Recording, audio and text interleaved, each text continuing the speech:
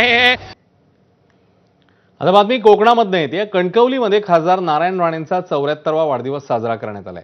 यावेळी अनेक दिग्गज नेत्यांनी हजेरी लावली आहे। मुख्यमंत्री आणि केंद्रीय मंत्री नितीन गडकरींनीही वाढदिवसाला उपस्थिती लावली। गडकरींनी राणेंना केक भरवत शुभेच्छा दिल्या, तर खासदार श्रीकांत शिंदेंनी राणेंच्या गणेश बंगल्यावर भेट देत राणेंना वाढदिवसाच्या शुभेच्छा दिल्या। गंभीरपणे उभ्या राहिला याचा उल्लेख आता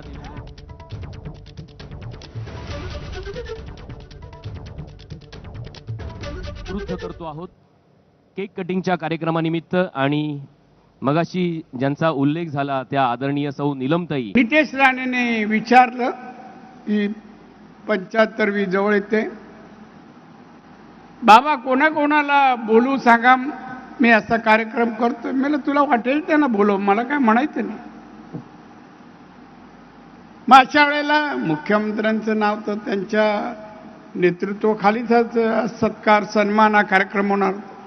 त्या मी म्हणालो त्याला एक नाव मात्र माझ्या वतीने घे, नितीन गडकरी। त्यांनी सांगितलं का मला वेळ नाही, अमुक ठिकाणी होता, त्याला माझा फोन लावून दे, मला मी त्याच्याशी बोलतो। आणि मला माहिती होतं माझा आवाज ऐकल्यावर नितीन गडकरी नाही म्हणणार नाही। कोकणातला माणूस कसा असतो तर कोकणातला माणूस हा इथल्या फणसासारखा असतो। वर जरी काटे दिसले, जरडता दिसली तरी आतमध्ये गोडवा असतो। हे जे वाक्य पुलंनी लिहिलं त्यावेळेस कदाचित पुलंच्या समोर नारायणराव राणेच असतील असं मला वाटतं। असं त्यांचं नेतृत्व आहे। आणि माझा तर त्यांचा संबंध असा आहे की ते देवेंद्र म्हणून मला कधी रागवू शकतात। कधी कधी म्हणतात अरे मी तुम्हाला देवेंद्र म्हणतो।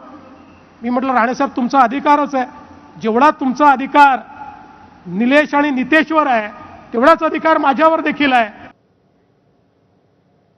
ऐन उन्हाळ्यात पुणेकरांना पाणी कपातीचा सामना करावा लागण्याची शक्यता आहे। पुणे आणि पिंपरी चिंचवड